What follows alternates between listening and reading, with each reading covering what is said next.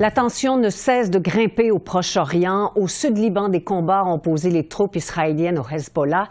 L'Iran, dans ses attaques, a atteint plusieurs infrastructures en Israël. Sommes-nous à la veille d'une guerre totale dans la région, comme plusieurs le craignent? Le premier ministre Justin Trudeau a fait le point sur la situation en matinée. Nous allons tout faire pour empêcher une guerre plus répandue.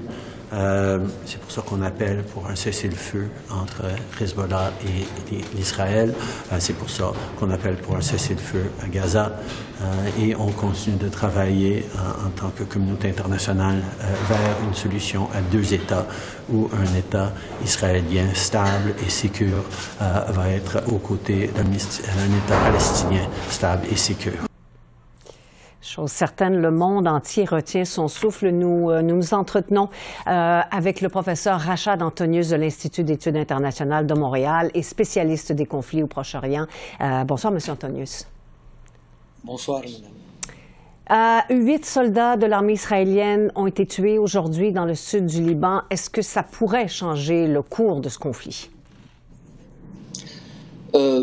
Je ne crois pas que ces 8 soldats pourraient. C'est sûr qu'Israël s'attend à ce qu'il y ait des victimes de son côté, mais il faut mettre ces 8 soldats en balance avec les centaines de Libanais qui ont été tués aussi.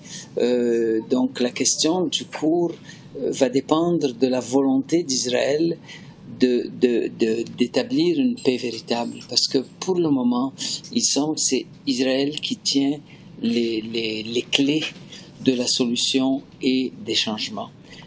Parce que Israël pourrait effectivement s'assurer qu'il y ait un processus de paix si il met fin à sa guerre contre la population palestinienne de Gaza.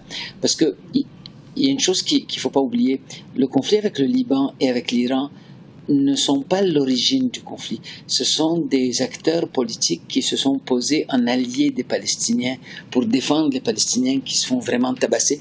Et donc, le point de départ, le point central va rester le conflit entre Israël et le peuple palestinien. Alors, est-ce qu'Israël veut en arriver à une solution pacifique? Il semble que non. Le message qu'Israël donne est le suivant. Et je vais expliquer pourquoi il donne ce message. Le message est donc que vous pouvez faire tous les compromis que vous voulez, nous n'acceptons pas, nous voulons que vous partiez, et si vous ne partiez pas, nous allons vous écraser. Ce qui me fait dire ça, c'est qu'il y a eu au cours des dernières années de nombreux courants politiques à l'intérieur de la société palestinienne qui ont dit oui, on est prêt à faire la paix. Il y a une semaine, 57 pays arabes et musulmans ont dit nous sommes prêts à garantir la sécurité totale d'Israël à l'intérieur des frontières d'avant 1967, donc des frontières de 1949, qui incluent quand même 78% de la Palestine historique. Donc oui, si Israël veut la paix, c'est très facile. C'est de dire, je reconnais non seulement la possibilité d'un État palestinien, mais d'un État palestinien sur l'ensemble des territoires occupés. Quand M. Trudeau dit solution à deux États, c'est beau, mais sur quel territoire? Ça fait 31 ans qu'il y a un processus de paix, celui d'Oslo. 31 ans. Pourquoi ça a bloqué? Et ce processus est bien basé sur deux États. Mais ça a bloqué parce qu'Israël ne veut pas rendre les 22% qui sont occupés. Bon, alors, qu'est-ce qui risque de se passer à partir de maintenant? On voit bien que les efforts internationaux ne donnent pas grand-chose, notamment ceux des États-Unis qui demandent un cessez-le-feu, comme plusieurs pays. Alors, à quoi on risque d'assister au cours des prochains jours et des prochaines semaines?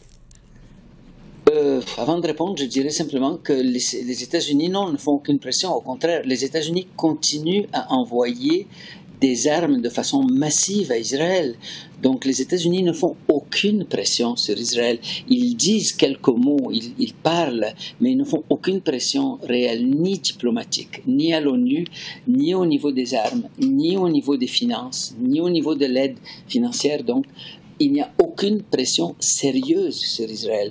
Et en l'absence de pression sérieuse, Israël va vouloir aller plus loin parce que le gouvernement actuel est embarqué dans cette logique de destruction totale, à la fois parce que c'est sa vision du monde, mais aussi parce que M. Netanyahou est un peu mal pris au niveau légal en Israël. Il n'a pas intérêt à ce que ça s'arrête. Mais je ne crois pas que ses motivations personnelles sont les motivations principales. Je crois que c'est beaucoup plus la politique israélienne dans son ensemble, de l'élite politique israélienne qui veut une solution où elle gagne tout. Et c'est ça qui est impossible. Bon, alors, à terme, s'il continue d'y avoir cette escalade, parce qu'on est dans une logique d'escalade ici, là, donc si ça continue entre les deux pays, Israël pourrait-il s'en prendre, par exemple, aux infrastructures nucléaires de l'Iran? Rien ne doit être exclu. C'est très difficile de prévoir ce genre de choses parce que les acteurs eux-mêmes n'ont pas décidé, ils n'ont pas déterminé eux-mêmes. Donc, on ne peut pas prévoir et dire ils vont faire ceci ou ils vont faire cela. Ils réfléchissent à tout ça. Ce que je dirais, c'est que cette solution n'est pas exclue. Elle est peu probable parce qu'elle serait extrêmement coûteuse pour tout le monde, qu'il y aurait des représailles. Que la vie au quotidien des citoyens israéliens deviendrait beaucoup plus difficile parce que la résistance va continuer. Et donc, ce n'est pas une option raisonnable, mais elle n'est pas impossible parce que les choix actuels du gouvernement israélien ne sont pas raisonnables. Bon.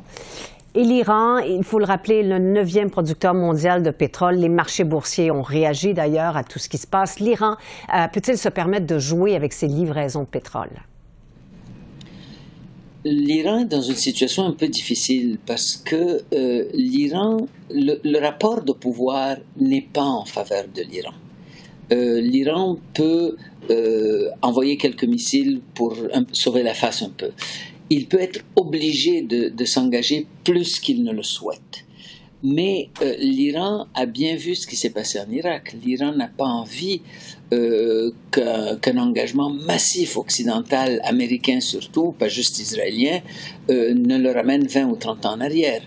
Donc je crois que l'Iran calcule ses réactions de façon assez prudente, et c'est pour ça qu'ils ont pris plusieurs jours avant de réagir aux événements, que leur réaction est relativement peu coûteuse pour Israël. Elle n'a pas fait beaucoup de morts, ils se sont pris à quelques infrastructures, il y a eu le bouclier, le dôme de fer qui a arrêté beaucoup de ces missiles. Donc l'Iran n'est pas tout à fait en mesure maintenant de lancer une guerre tous azimuts contre Israël. Ils vont essayer de sauver la face par rapport à leurs alliés du Hezbollah et du Hamas dans une moindre mesure, en tirant quelques missiles. Là, ils en ont tiré presque 200. Mais je ne crois pas qu'ils ont intérêt en ce moment à aller beaucoup plus loin. En terminant très, très rapidement, même si on est dans un conflit qui s'envenime, est-ce qu'Israël fait autant d'efforts pour essayer de retrouver, de négocier la libération des otages, même si on craint que plusieurs soient décédés? Permettez-moi d'être un peu pessimiste. Israël était en train de négocier avec les Palestiniens et ils ont tué le négociateur en chef qui était Ismail Haniyeh pendant qu'il était en Iran. Alors quand on négocie et qu'on tue le négociateur avec qui on négocie, on peut se permettre de mettre en doute la volonté vraiment de régler le problème des otages. Pour le gouvernement actuel en Israël, il y a quelque chose de beaucoup plus important que les otages. C'est pour ça d'ailleurs qu'il y a des manifestations contre lui. Ce qui est plus important, c'est d'essayer d'expulser le maximum de Palestiniens, de donner une seule alternative aux Palestiniens. C'est un seul choix entre deux choses. Vous restez, vous partez, ou bien vous risquez de mourir si vous restez. Monsieur Antonius, merci d'avoir répondu à nos questions ce soir. Ça me fait plaisir.